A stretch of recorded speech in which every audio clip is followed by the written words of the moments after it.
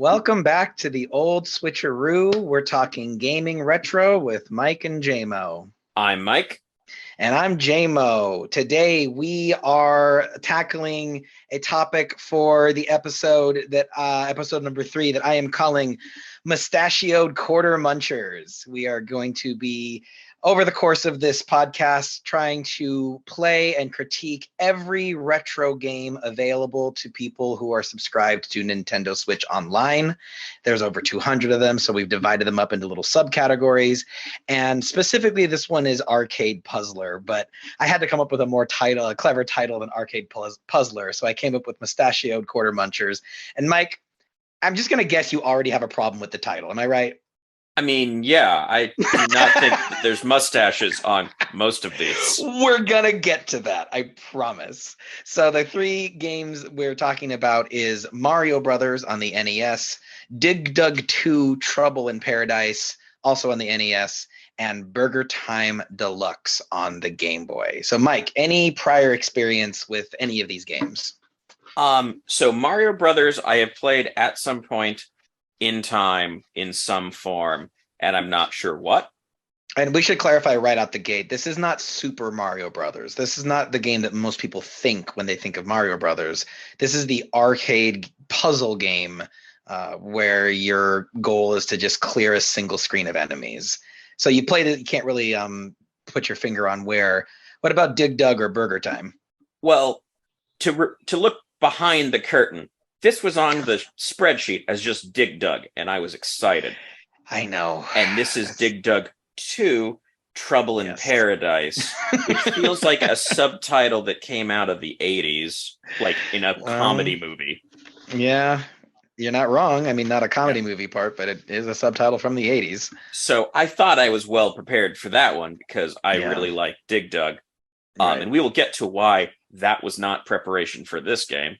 Yeah. And then BurgerTime Deluxe, I feel like I have encountered BurgerTime in some format at some point in time as well, but I'm not sure if I have or if just that's a distinct enough thing that like I've seen it and that was enough. Well, so, if anyone ever doubts your gaming chops, I think it's a good time to mention that you had an Atari back in the day, and you had quite the collection of Atari games. We used to play it, and this is back in the 32-bit era. We'd still fire up Combat and Adventure on your Atari, and I think you might have had BurgerTime on your Atari. I don't think I did. No, doesn't strike you as something. I would have stronger memories if that was one of them. Okay, well, so I had BurgerTime on my mom's Intellivision. Did you ever see it in Intellivision in the wild or really know what it is? Not in the slightest. It's part of the gaming boom before the E.T. game for the Atari basically crashed the entire industry. It was one of the most hyped games of all time, and they published so many copies, but the game was truly terrible because the poor guy designing it had about 2 or 3 months to make the entire game. That shook the industry so much that the field of competitors went from dozens of people making game systems to basically just Nintendo, Sega, eventually, Sony, Microsoft. But Intellivision was one of these also rans. And it was interesting because it was a color game system, which was pretty rare at the time. And you played it with like television remotes, like with like 9, I guess it was more like a phone. You had like 9 different buttons, kind of like a phone pad, and then like a little dial at the top. So that's how I used to play BurgerTime. So let's kind of get into each of these as we have them released in chronological order. I don't know how you'd release something not in chronological order. That'd be impressive. We're going to start off with Mario Brothers. Mario Brothers, from the description on Nintendo Switch Online, released in 1986 by Nintendo. Mario and Luigi are doing some underground plumbing when all sorts of strange creatures come flying out of the pipes. Help the 2 brothers clear stages by collecting coins and avoiding getting hit by enemies. Crabs, turtles, and fighter flies must be cleared out by jumping underneath the platforms they're standing on and then kicking them away. But beware, just when you think you got rid of them, they come back for more. Play alone or with a friend. Either way, this is one underground classic you will want to play time and time again. Mario Brothers was really directed by Shigeru Miyamoto, who developed the tennis game we played in one of our previous episodes. And this is a nice opportunity to talk about Gunpei Yokoi. I think I might be saying the first name slightly off there. Are you familiar with this name, Mike? No. He is the creator of Game & Watch, which was kind of an LCD sort of Nintendo console we'll be talking about eventually, because the games are collected on one of these cartridges, or I should say digital cartridges we're going to be playing. But he was also the inventor of the Game Boy, and what I think is his greatest contribution to video gaming, the cross-directional pad, or as we know it, a D-pad. This guy invented that thing. And it's hard to imagine gaming without the D-pad, because of course, it gave way to the joystick and just made it so that you could control a game with your thumb instead of with your whole hand. So his contribution to the gaming industry is really huge. I've got some trivia. Did he do that working for Nintendo? Yeah. Okay, so Nintendo chose to have the arc of you switching to you can control with just your thumb instead of your whole hand, just to go back to, no, let's bring the whole hand back into this again. And then we're surprised that wasn't successful. Well, and then, you also think about the Wii, right? Where it's like, let's bring our whole body. Let's have motion controls. Nintendo is always trying to innovate in ways that they control their games, and, all the way back here to the 80s.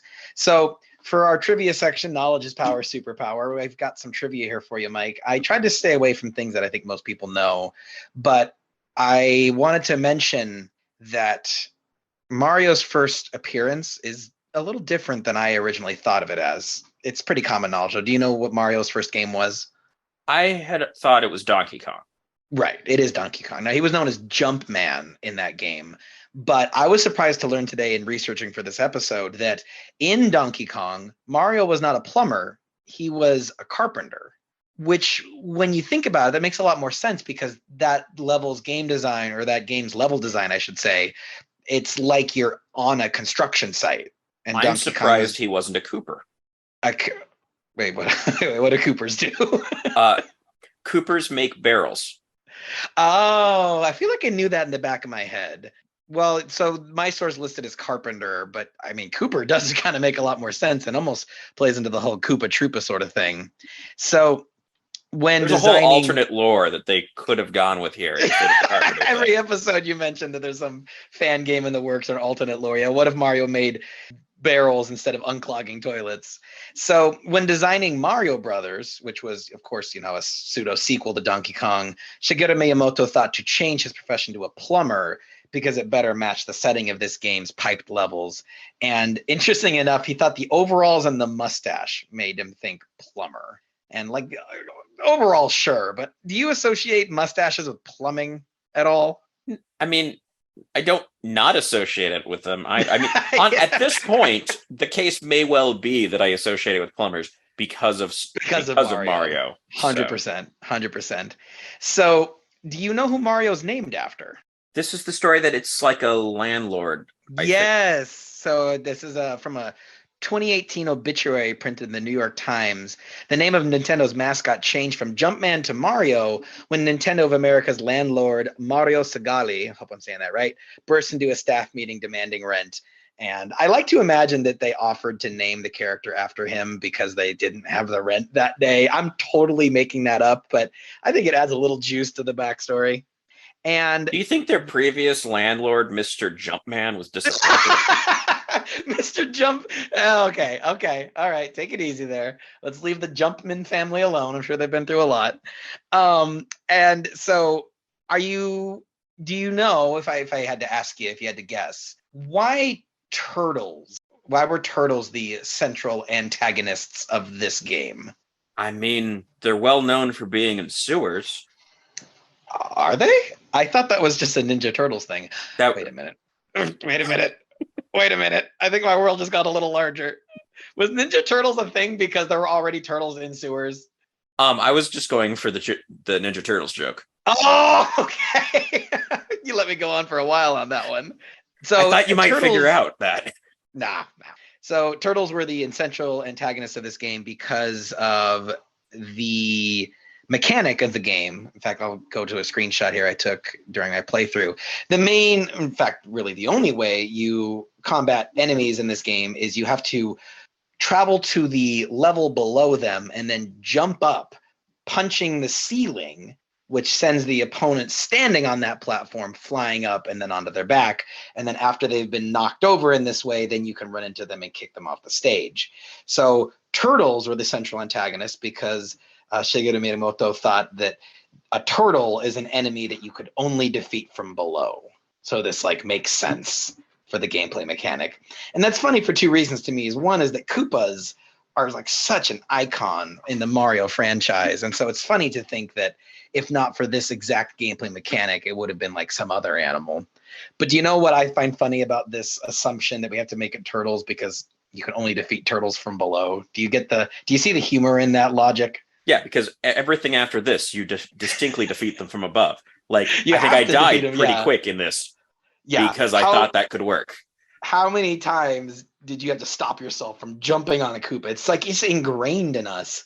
And I think that really speaks to just how ubiquitous and how sort of universal Mario games have become. We instinctually know, you jump on Koopas. And also, did you also really want to hit other turtles once you kicked the stunned turtle away? I really wanted that chain reaction you get in the later Mario games, and I was really missing it in this one.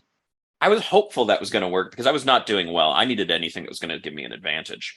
Yeah. So I didn't find myself missing it, but that would have been nice. Just like I said, I needed the edge on that. Yeah. So taking a look at the box art, the North American release for NES has the basic pixel art cover. It's basically just a screenshot of actual gameplay footage, which, Mike, I'll let you finish this Simpsons quote, which is Abe Simpson would say was the style of the time.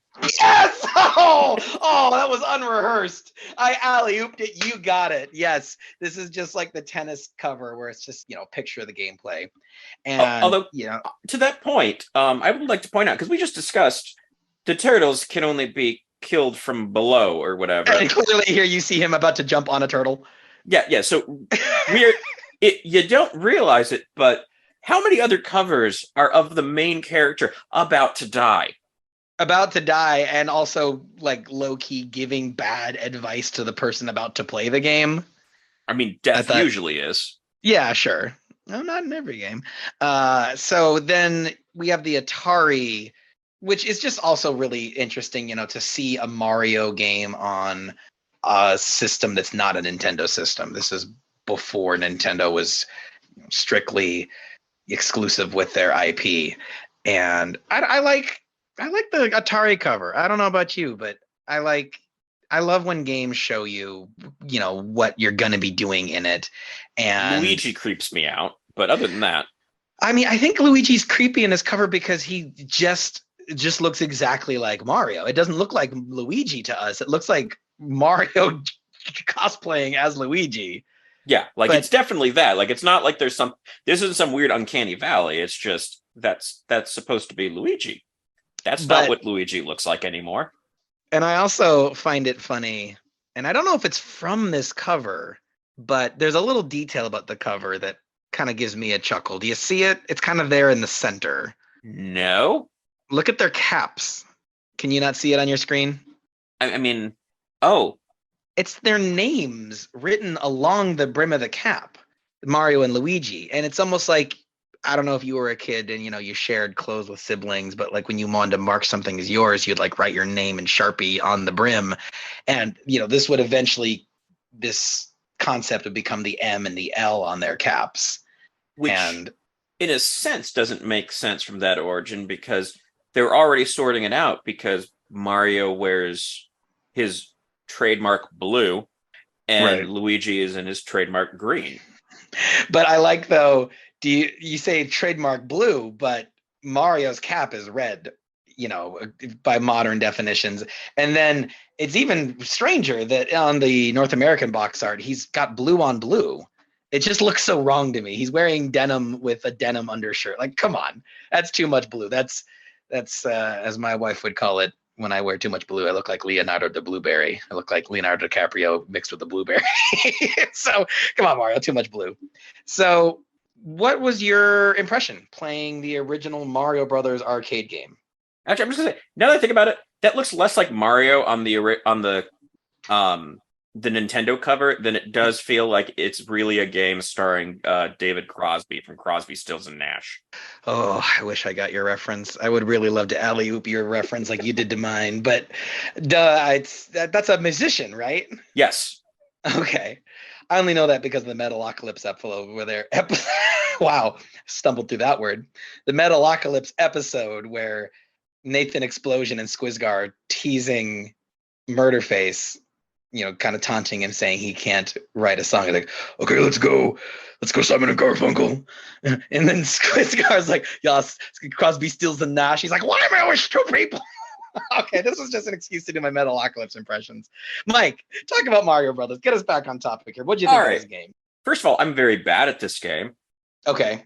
I think we saw that. We played this 2-player mode right before we recorded. You a lot. People don't need to know that there's witnesses to that. Sorry. I do think that part of what throws me is that jumping is useless. I mean, you have to jump though. Yeah. The Aquatine Force kind of worked its way in there. It's that the jumping is so limited in how much it really is, and this is how reality works. So fair play. Like when you hit jump, at the point where you've done that, the rest of that jump is pretty much predetermined. Right. Your jumps have a set arc like they do in real life, whereas opposed to every other Mario game after this, you can control yourself in midair, which is how platforming games became, possible. Yeah. So there's a whole lot of moments of me missing that and then just knowing that I got to watch the rest of this jump fail. Right. Which, if I'm lucky, it's just that I didn't have quite enough momentum and I meant to jump to the side and I just jumped straight up. If I'm unlucky, I have landed on an enemy.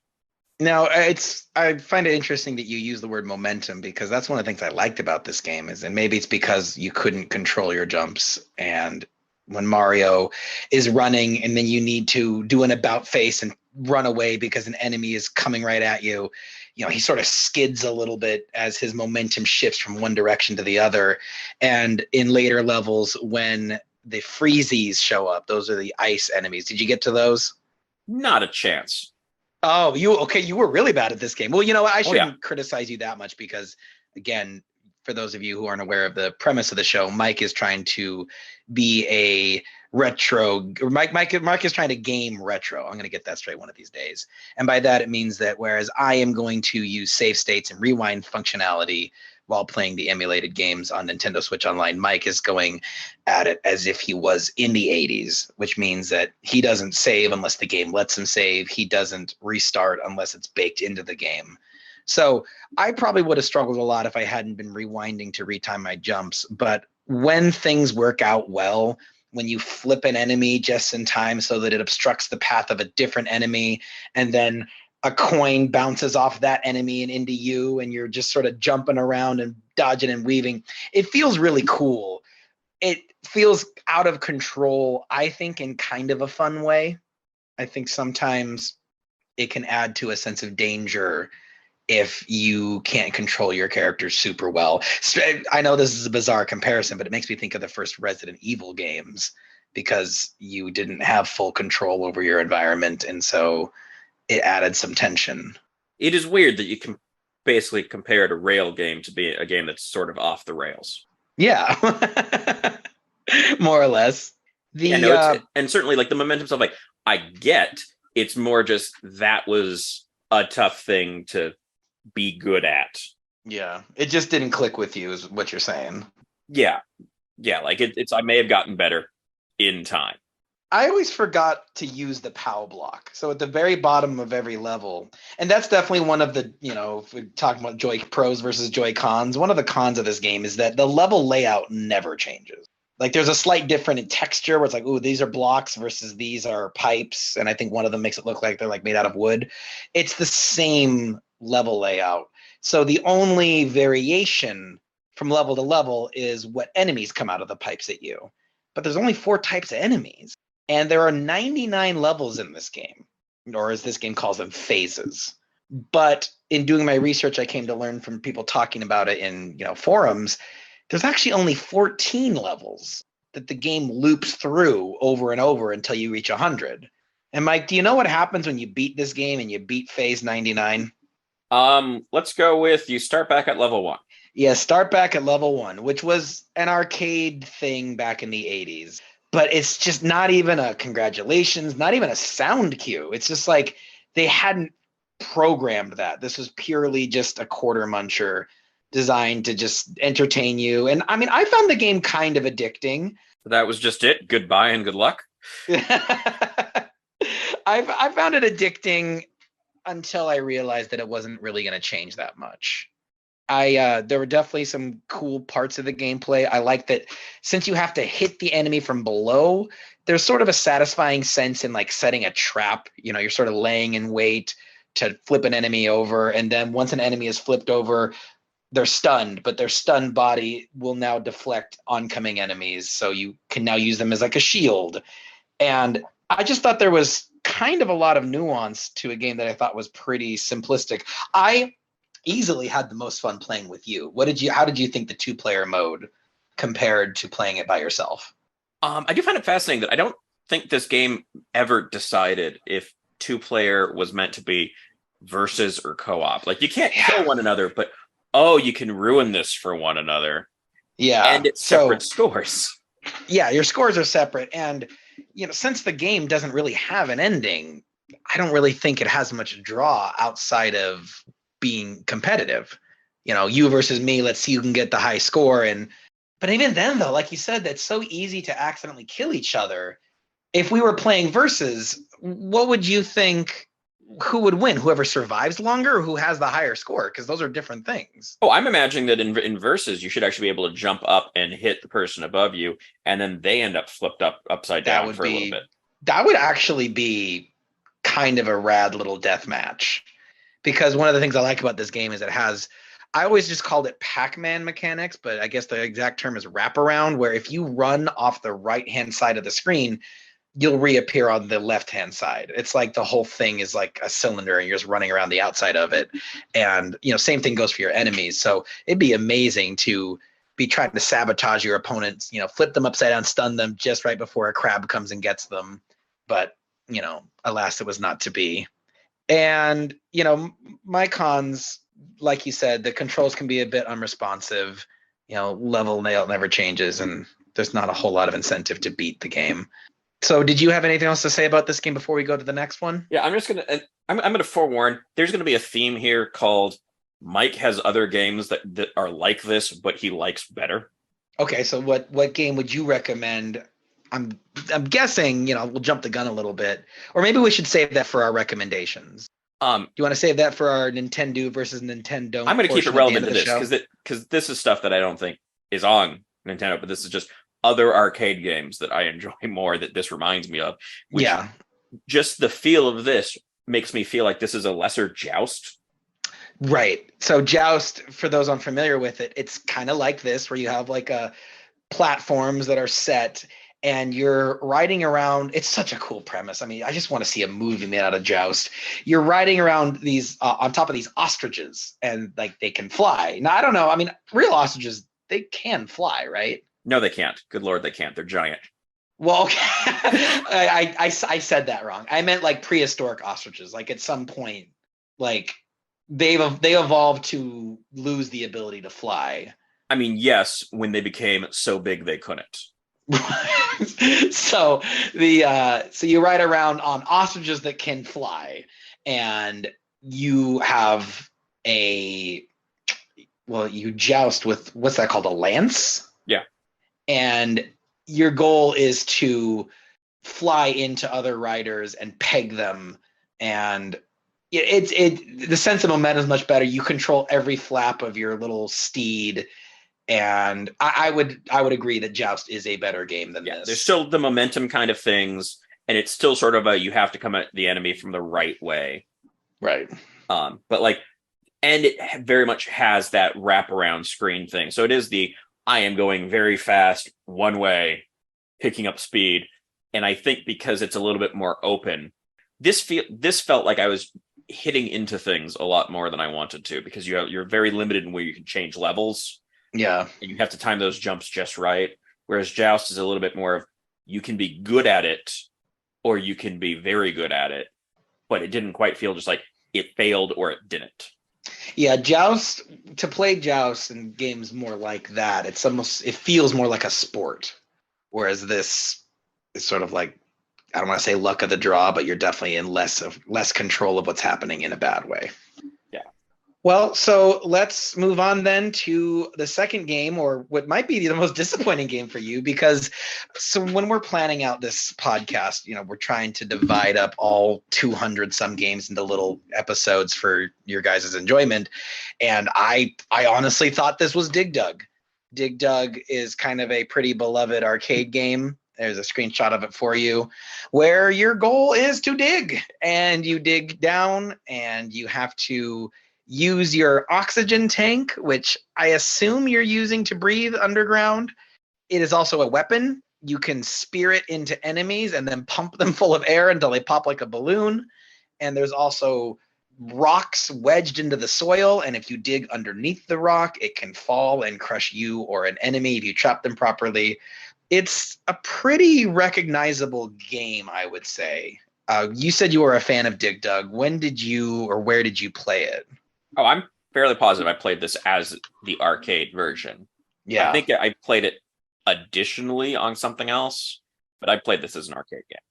And, it was one of those arcade games that if it was a decent arcade, the average pizza shop might not have this, but if you were at a bigger arcade or like a barcade, as popular these days, your chances of seeing a Dig Dug machine is, I would say, pretty good. It was very, very popular.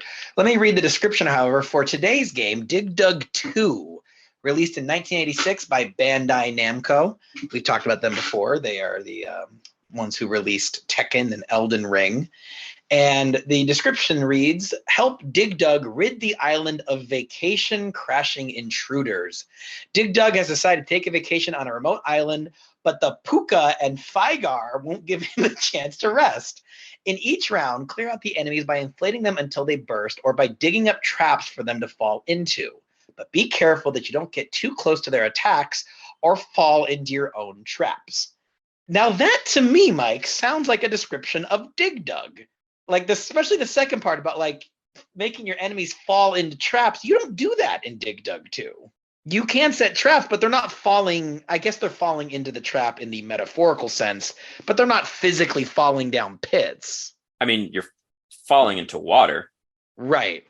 So I didn't realize this until playing through the game the second time. I played for almost 20 minutes and did not realize essentially the central mechanic of the game. So unlike the previous Dig Dug, this one is from an isometric top-down perspective.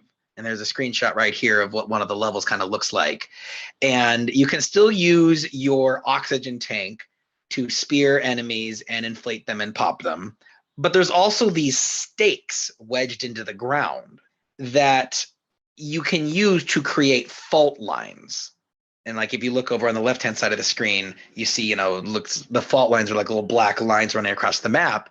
And what's cool about that mechanic, I thought, was that you can walk across the fault lines, but your enemies cannot. So you can create these little barriers to manage the swarm of enemies coming towards you. And if you connect the fault lines, that part of the level will break off into the ocean, sinking and killing any enemy, and also potentially killing yourself. So it is a radically different game mechanic than the first one. But I watched a very fascinating YouTube video from someone on YouTube called Golden Bolt. And he was talking about how at the time, game designers were afraid to make a sequel that was too like the original, and that if you didn't deviate, then arcade goers might think your release is boring and just walk on to the next machine. What did you think of the new Dig Dug 2 mechanics versus the old one? I think I have a feeling what you're going to say, but what'd you think? First of all, sequel-wise, is this after the point where they decided that you can make a sequel by just putting a bow on your main character and then kind of going for it? Are you referring to Ms. Pac-Man? Yes. Yeah, there was a Pac-Man was a beast unto itself. Okay. I mean, Pac-Man was so successful that they were able to get people to buy new cabinets by very cheap cosmetic differences. So this is not obviously true. Ms. Pac-Man is the exception that proves the rule, and I hate that saying, but it seems to apply here. All right. Yes, I think my problem here is the Dig Dug game loop is very satisfying. Yeah. You dig around, which doesn't require anything. It's just your motion to make the tunnels. And then you blow up, quite literally, your enemies. Yeah. Here, they didn't seem to know what they wanted to do with that. And so I don't think this really has the sense of a central game loop. It is two competing game loops going on. And so I think with that, the issue that I end up having with that is I kind of don't know how I'm supposed to be playing this, because the old approach doesn't work as well when they have this much free motion and just isn't as satisfying. And the new approach is these fault lines that I'm much more interested in just playing with those. So like the first level, if you bait them a little bit, you can get rid of all the monsters in one go. Yeah, you just break the fault lines at the perfect places, and it's really satisfying because the entire island, except for the tiny part where you're standing, just crashes into the ocean. And it's it's got to be the larger part that you're on, because you can totally be on the wrong side of that and not expect it, and that's very annoying. Is it always not the game's fault? That's just, it did that to me, where it was like, oh, I'll split this one off. There's one dead. I'll split the next corner off, another one. Split the third corner off, and then by the time I reached the fourth corner, the centerpiece was now smaller than the remaining limb of the island. Right. So it's a mechanic that the smaller piece is always what sinks. It seems to be. Okay. I mean, that makes sense. I feel like from a storytelling and kind of physics standpoint. Although I do admit, I did feel a little guilty storytelling wise about these islands. I mean, I guess, they're invading you. If we're going to go by the Trouble in Paradise subtitle, they won't let you relax, but you're destroying the island. I will also point out that this isn't how islands actually work. Right. Yeah. They're not floating, Yeah. And I think I kind of, because it also has like the blow them up mechanic, I could see if this was a more puzzle game thing where it was more about how should you fracture this, but because it's got the competing things, it never really does either well. It kind of feels like really what this game kind of wants to be is, if you're familiar with a game that I think is pronounced Kicks. I believe that's a cereal, Mike, and something that other kids have if they're pumped up. Yeah. So it's, and come on, I'm not sure how to pronounce this because it's spelt with a Q. It's QIX. And in that, you're basically trying to claim as much of the field as you are by dividing it up into pieces. I gotta look at this. QIX. Yes. That's a musician. Kicks game. Yeah, and so it's this whole thing of you're trying to divide that up while avoiding there's some stuff that bounces around inside that you're trying to avoid. But so it's this idea of how do you divide this up to claim as much of it as you can without getting hit, is the very basic summary of it. But it felt like this is kind of what I'm trying to do with these faults, of how can I divide these faults up the best way? But I'm kind of constrained in how to do it, and I'm having to worry about this entire other game loop of attack and inflate. And so I'm like, well, if I could lean into that, I'd have more fun. If this was closer to the original Dig Dug, I'd have fun. This middle ground just kind of underwhelms me. Yeah. Well, so let me read a caption. And by the way, I just looking it up. Kicks is on the Switch for $8 if you really love that game. So the Golden Bolt YouTube channel was talking about how this Dig Dug 2 was not a successful sequel, and it's largely forgotten by time. It actually was re-released almost nowhere. It was kind of hard to find in North America until the Nintendo Switch Online service added it. So it's sort of interesting little curio. But in his video, I just had to quote this and read it out loud because it's gold. He says he can't. This is Golden Boat talking on his video from MMO to Divorced Dad: The Wild World of Dig Dug Games. The host is quoted as saying, "I can't imagine how many kids ended up disappointed with this being the game your unknowing parents threw under the tree on Christmas. It's probably not many, since I don't think the NES game sold that well, but there's probably still one of you out there. And that pivotal moment in your life is probably what ruined your future and led to your wife leaving you 30 years later." It's like, what? Here's a question. Yes. Since you looked into this, and I'm hoping there's an answer. Yes. Is there a reason that the levels often appear to be letters, and do those spell anything out? Because I tried to find can I just find these levels? Because I started noticing, like, wait a minute, that's an A, that's an X. Is this spelling a thing? Yeah, I got irrationally worried I was accidentally going to form a swastika. Like, I genuinely felt nervous about that. So, like, it seems like there are shapes built in. Like, one of the levels is clearly like a key. And in one of the levels I finished, and it was like a perfect cross was finished by the time I killed all the enemies.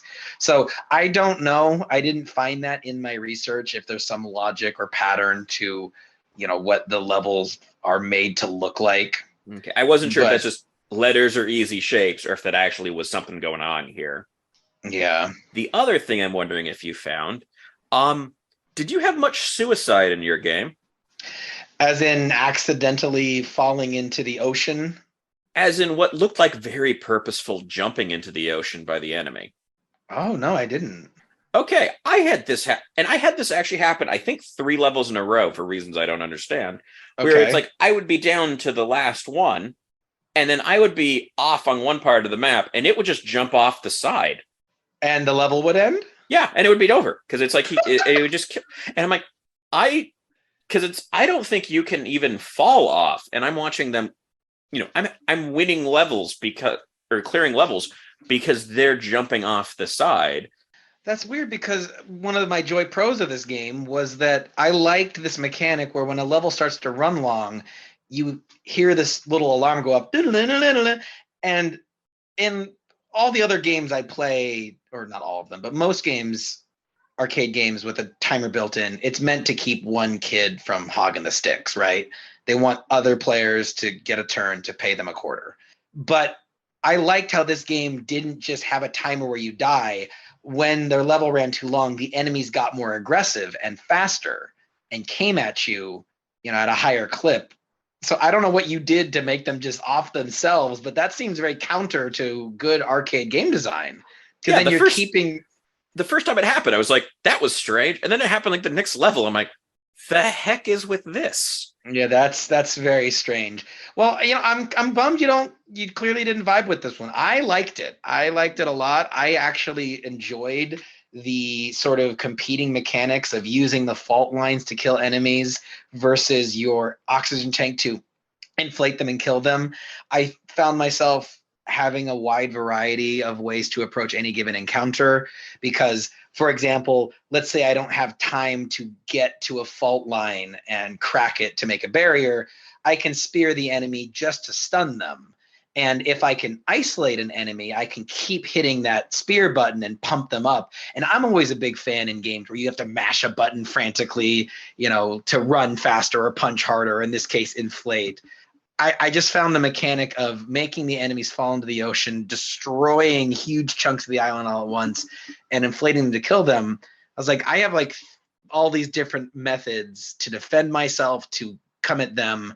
And again, maybe I wouldn't have enjoyed it so much if I wasn't rewinding every time I screwed up. But I thought it was hectic in like a good way. I thought this game was fun. Did you ever get either the fish or the vegetables? I speared a fish and I got, I think, just 500 points. The little fish jumped out of the water. Were you wondering what that did? I was trying. No, I knew what it would do. I couldn't do it. I was never ready. I was never sufficiently prepared for that to occur. I mean, I don't know if I can take credit for that then, because like it would be like the fish would jump and I'd rewind to position myself to get the fish.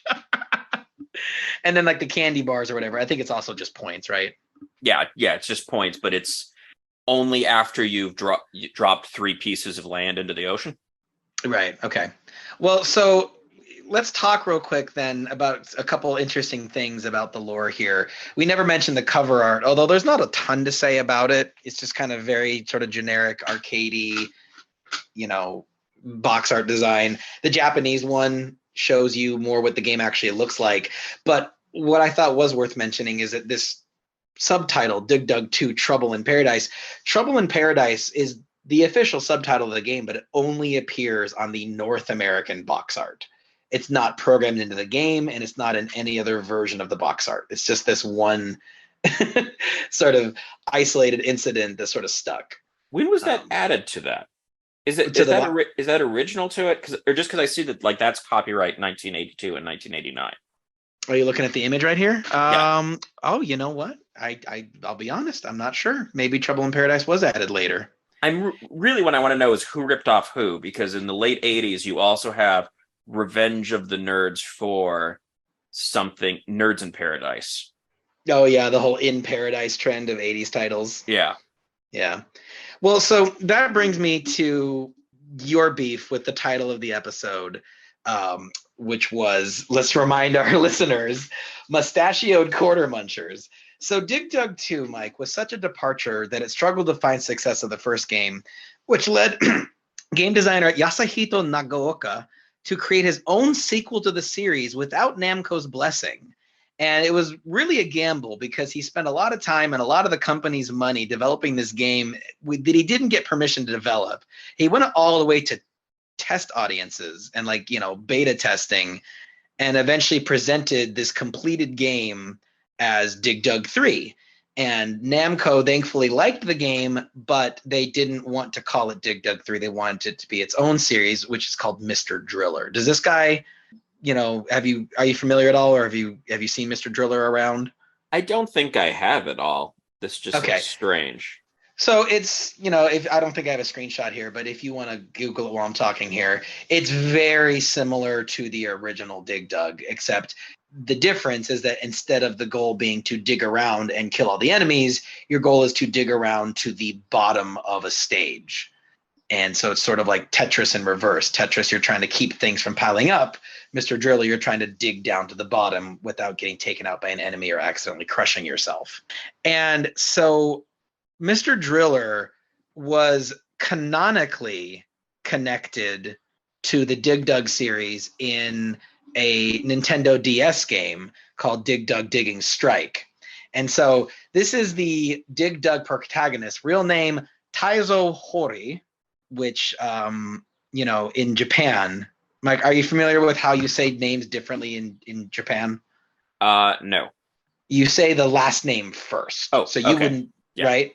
So his name is Taizo Hori, but it's pronounced properly in Japan. It'd be Hori Taizo, and Hori Taizo translates to "I want to dig."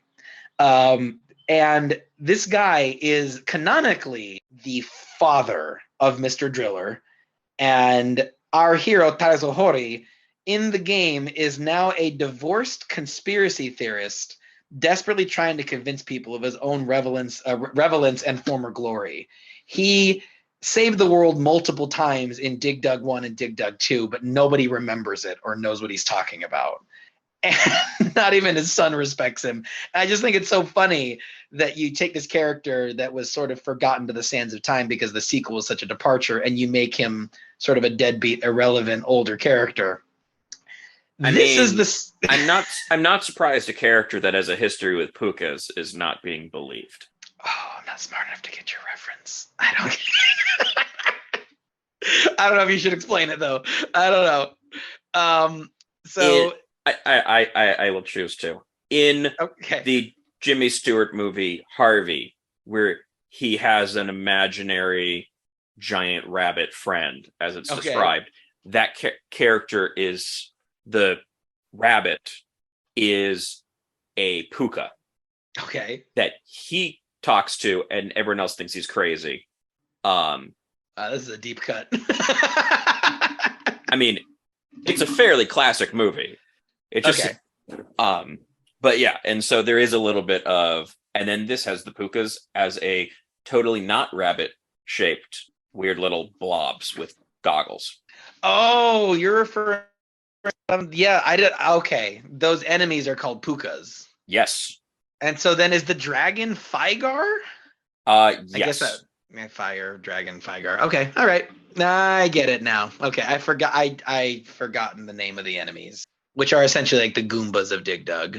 So, did you have anything else to say about Dig Dug 2 before we move on to our last game? I will say, when you look at the Japanese cover that you had there, yeah, you can see why I'm wondering if they let Island spell something out, because it's clearly showing Island spelling out Dig Dug.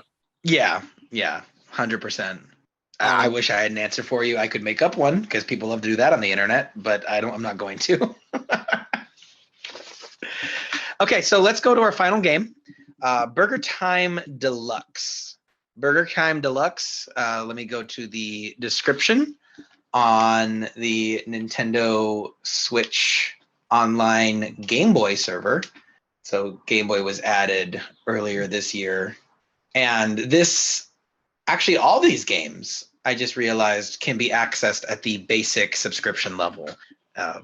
Genesis, Nintendo 64, and Game Boy Advance all require the Nintendo Switch Online expansion pack, but Game Boy and NES are included at the base level price of it's like $20 a year. It's really crazy. So here's the description of BurgerTime Deluxe. It says, released in 1991 by Gmode. It says, how fast can you put a burger together? Give Chef Peter Pepper a helping hand to create the ultimate hamburger. Each ingredient is located on a different platform, and you must climb a series of ladders in order to reach them all. Walk across the ingredient to drop it closer to the waiting plate below. Once all the burgers have been completed, you'll be able to move on to the next level, but watch out. Renegade ingredients will stop at nothing to put an end to your cooking days.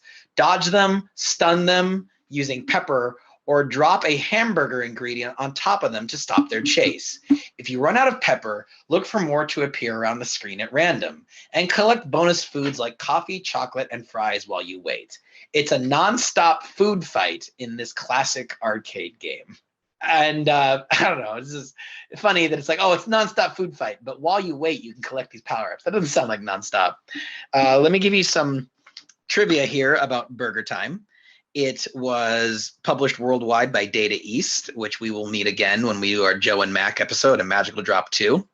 And in North America, it was published by Bally Midway. Are you familiar with that company name?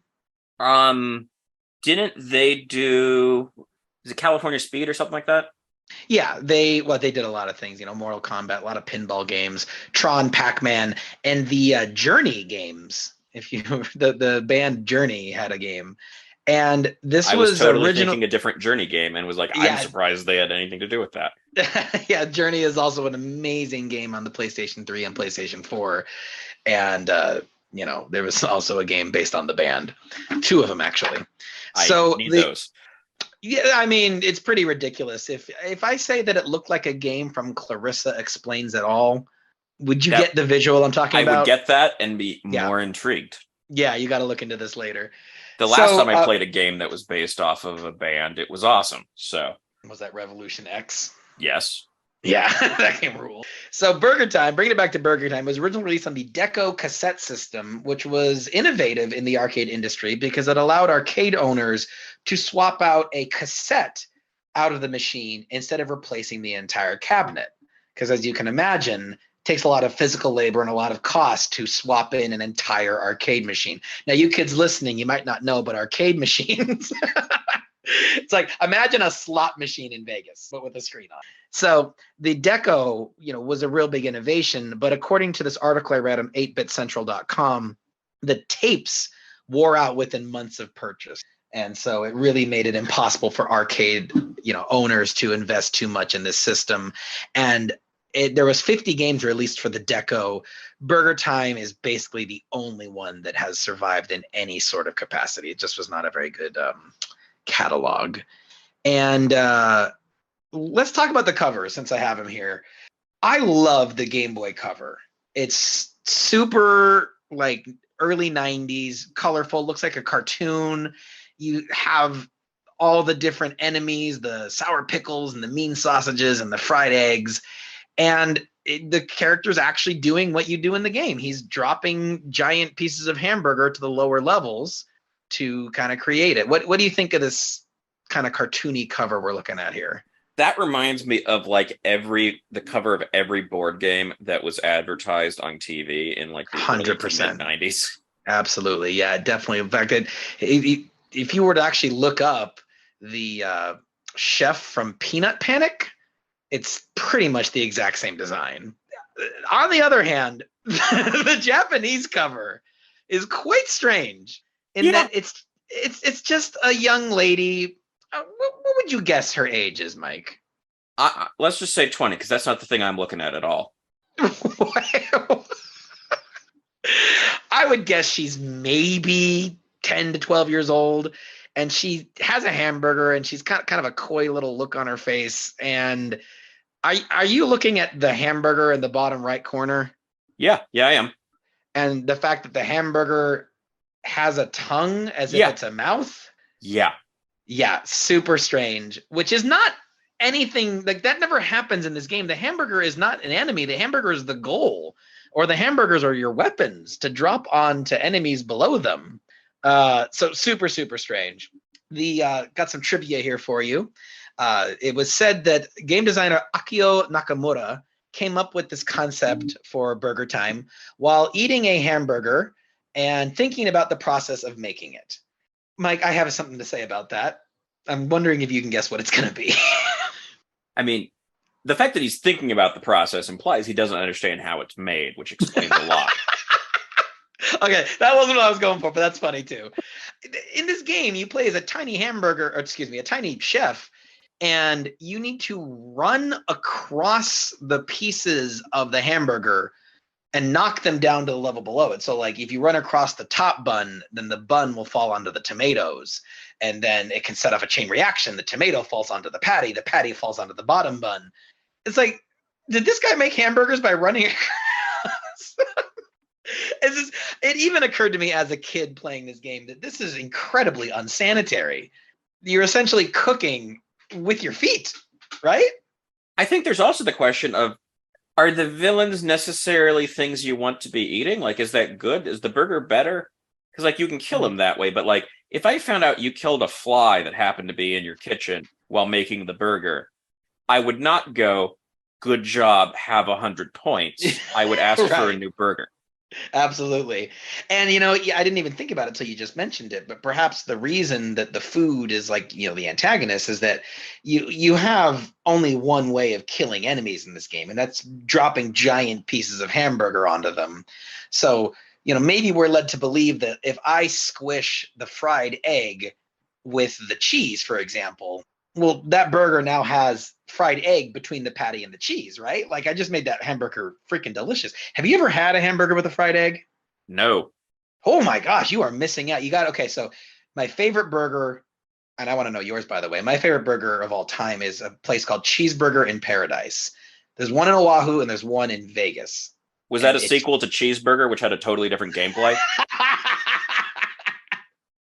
Well done. You get one of those every episode, Mike. You're good at this.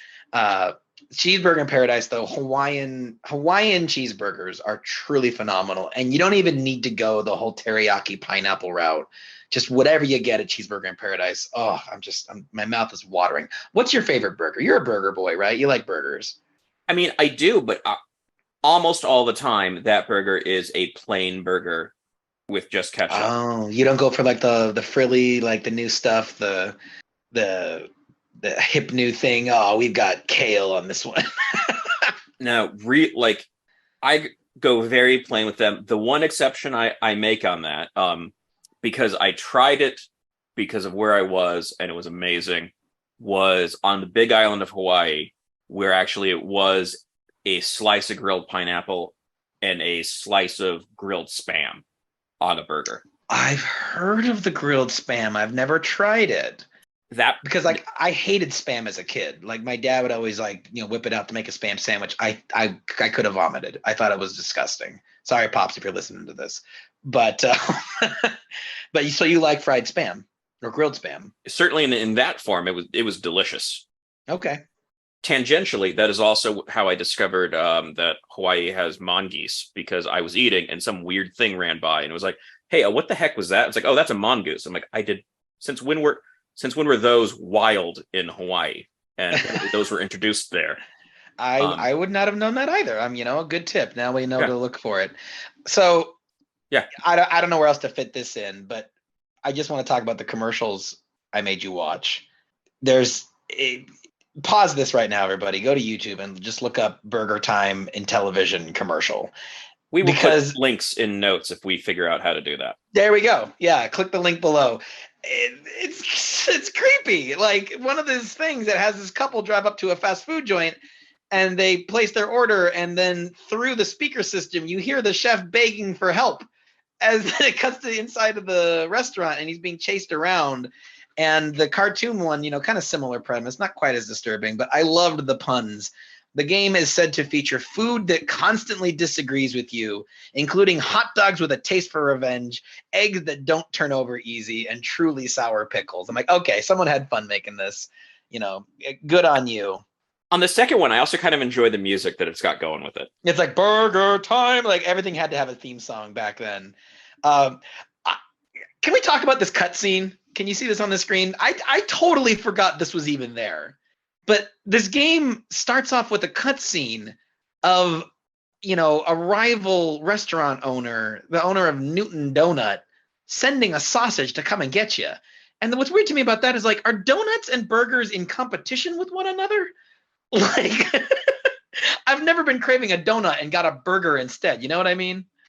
I've heard of some place doing that, and I can't remember if that's a real place or like a state fair where rules to food don't apply anymore. I mean, there was a great episode of the Boondocks where they make cheeseburgers with Krispy Kreme donuts. But, it's funny that this little cutscene reminds me of a cartoon show. And I'm willing to guess, Mike, you can guess what cartoon show I'm talking about. I mean, I'm willing to guess both because I had the same thought and because I've seen the slide. Yeah. Bob's Burgers. Yeah. Bob's Burger has an episode basically devoted to Burger Time. It's called Burger Boss. And the plot is that Bob's rival, Jimmy Pesto, he owns the Italian restaurant across the street. He comes in and he plays Burger Boss, which is, their version of Burger Time, all the way down to like the enemies being condiments. And he enters the high score name as Bob Sucks, Bobsux. And so then Bob goes on a quest to regain his childhood skills at Burger Boss so he can top the high score and, remove it from the leaderboard. So I thought that was sort of cute. What did you think about BurgerTime Deluxe as a game? Like, how'd you think of playing it? I was underwhelmed because I guess completing the burgers just doesn't feel satisfying, and beating the food, it doesn't actually feel like it's accomplishing much. It didn't click to me, and I don't really know what needs to be different for that. I mean, I totally agree with you. You don't get a very strong sense of satisfaction. I wish there was some way to sort of keep the chain reaction going. That's the game when it's at its best, is when you drop the bun onto the patty and then the patty drops down to the bun below it. And, if you time it right, you could snake in and out and just run over one piece after the other. But my real issue with this game is that I hate it when games make me feel helpless. And your only means of defending yourself is to throw pepper at your enemies, but you only get like 2 or 3 tosses. And yes, you can pick up more, as the game description said. But when you die and respawn, because, you ran out of pepper and the sausages came and killed you, you don't respawn with more pepper. And so it's like, okay, I'm back, but I'm just as helpless as I was before. And you can't really tell by the picture here, but a lot of these levels, like it's stuck in dead ends.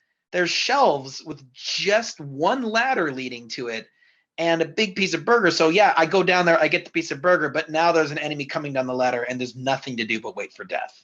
Every time a game puts me in that situation where I'm saying, well, that stinks, it just kind of empties my fun bucket a little bit. And there's no real variety except for the level structure. There's no boss enemies that come and get you.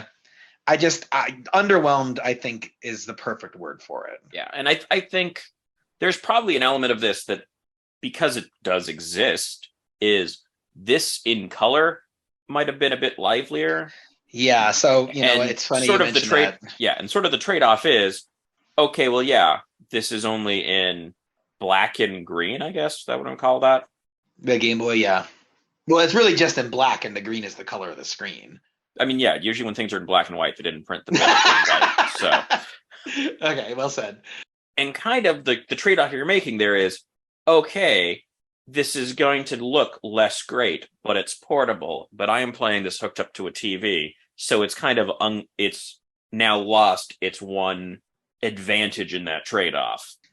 It's funny. I just had such a brain fart. I was like, "Well, Mike, the Switch is portable, so it's still portable." It's like, "Well, yeah, but we can have color on the go in 23." Yeah, it's this is not. I mean, I don't even think this is that great of a game. My mom really loved it. She was really good at it, but this is not even the best way to play this game. Because like you said, I remember as a kid, if you look on the right there, in television screenshot, I wanted to eat those burgers. I would fantasize about eating a giant hamburger, which might explain the person I've become. I did not want to eat anything on the Game Boy screen. It's just that sickly green. It just does not do well with like food-based visuals. And yeah, you can see there's like a bit of a background to this, but well, I think it's even here. Here's my question: is so 3 parts of this are easy, which is the top and bottom parts of the bun and the meat. I don't know what's on that burger. Or the Game Boy one? Yeah. Well, I mean, I think you'd have the bun, the hamburger, and then you have like your gray slab, right? Like how every burger you have has a gray slab. I don't know. I assumed it was like tomato or cheese. Aren't the tomatoes what's chasing you? Or is that no, sausages. Those are sausages. Not the other thing, the round thing. That's a fried egg. Oh, that's an egg. Okay. Yeah, the visuals aren't super clear in this one. Well, so I wanted to explain myself with the whole mustachioed Quarter-Muncher, sort of angle. Should I save that till after our critique, or should we do that first? Yeah, let's go for that. Okay, so Mario, right? Obviously a mustache. In fact, his mustache was a big gameplay innovation, or I shouldn't say gameplay, I should say graphics innovation. The idea of adding those pixels to simulate a mustache created a face shape that had never been seen before in video games. So that one's a slam dunk. BurgerTime, I know what you're thinking, Mike. You're looking at the BurgerTime box here. That guy don't have a mustache. He also very clearly didn't have one in the commercial. Yeah, okay. But in my defense, Burger Boss has a mustache from Bob's Burgers. And take a look at these two things. This is the original deco cabinet on the right-hand side. With with Peter Pepper is the name of the chef in this game. Kind of flirtatious, wouldn't you say? The way he's beckoning the cheese. You're hardly one to talk. We're not gonna go there. And then Burger Time. Wait, why are there lemons involved in this? I mean, the less we ask, the better. I think. I mean, because okay, everything else on there I'm fine with, but the lemon. Okay, well, so can we also acknowledge that if you look in the top left, that is clearly based on the color a sliced cucumber and not actually turned into a pickle yet? Like that's not what pickles look like when you cut them. Although I guess that could just be a color thing. And then on the left there is Peter Pepper in BurgerTime World Tour. So, at least a couple iterations of this character had a mustache. Which then leads me to my great shame of lumping Dig Dug in with other mustachioed Quarter-Munchers. Because do you see where I went wrong here? Looking at the. I'm honestly surprised that you were even able to establish facial hair for Dig Dug. So honestly, you got further than I thought. Yeah, in the Nintendo DS release that ties it to Mr. Driller, he has a goatee, which. In frantically preparing for this episode, I could have sworn also was accompanied with a mustache, but facial hair Quarter-Munchers, that just doesn't have a good ring to it. So you know what? We're all a work in progress. Do you have anything else to say about any of these games before we critique them and give us our Nintendo or NintenDO'N'T rankings? I don't think I do. Okay, so let's go for it then. At the end of each episode, we establish whether or not the games are a NintenDO or a NintenDO'N'T. So let's go through the order in which we talked about them. Mario Brothers NES. What are you thinking, Mike? NintenDO or NintenDO'N'T? I'm going to say Nintendo for like 20 minutes to see where it came from and then move on to better things. Yeah, it doesn't have a very big investment, of your time, that is. It certainly, won't take up your whole afternoon. And it is sort of an interesting curio as, one of the original iterations of the character. So I don't know how to categorize this, and I wanted to get your academic opinion on it, because I think I have to say it's a NintenDON'T. As much as I sort of enjoyed Mario Brothers, I want to show you something. Do you know what this is? I'm showing him a screenshot of Mario Brothers. Not particularly. Well, if you had to describe what you're looking at. It's the exact same sort of level, except we have a red spiky turtle, which clearly communicates that you cannot jump on them even if you think you can. So these are screenshots from the version of Mario Brothers that's included in the Super Mario Advance series.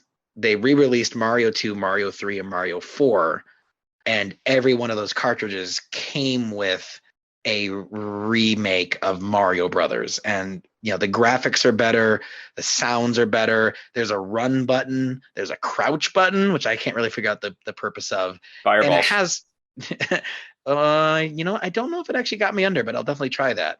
And it also has 4 players at once. So do I say that this is a NintenDON'T because there's a better way to play it? I think so. You know what I mean? Yeah. Maybe. I don't know. Or I kind of think it's on its own. Would you play it or not? And I kind of think I wouldn't play that version of it. I'd play this version of it. It's much better. All right, then make your decision. Then it's a NintenDON'T, I say. Yeah, it's a NintenDON'T just because it doesn't. I mean, so it's a Nintendo if you don't have the expansion pack, because if you're not paying the extra $50 a year, you don't get to play Game Boy Advance games.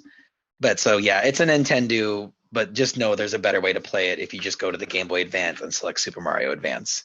How about Dig Dug 2 Trouble in Paradise? I'm going to guess that's a NintenDON'T for you. Yeah, I think I've got to go with that. It doesn't find the right spot for me. And especially being a fan of the original, you couldn't get over the differences of it. So I am like literally in the exact opposite camp. I am not a fan of the original Dig Dug. I am not good at it, but I would recommend Dig Dug 2. I think that's a Nintendo. I actually might go back to this one and see if I can get through the whole thing, especially with the ability to rewind. I think it's really fun to just figure out all the different fault lines and, just sort of try to control the chaos on the screen. Yeah, and the deaths were definitely a limitation there for me, is because I'd have to start back over. And then finally, BurgerTime. I venture to say we're both a NintenDON'T on that one. You venture correctly. Yeah. I mean, there's better versions of the game, and the game itself was, I don't know, kind of shaky to begin with. All right. Well, you know what, Mike? This has been fun. It's always fun talking to you, and you find a way to make even games like BurgerTime and Dig Dug kind of cringeworthy. I mean that as a compliment. So please like, follow, and subscribe if you think we've deserved it. Next week, join us for our Sega fighting games episode. We're going to be diving into 2 hugely popular gaming franchises with Street Fighter II Champion Edition and the Sega Genesis version of Virtua Fighter 2. We're going to put those head to head and see which one reigns supreme. So thanks again for listening. This has been the Old Switcheroo, talking gaming retro with Mike and Jaymo. I've been Mike. And I've been Jaymo. Game on, everybody.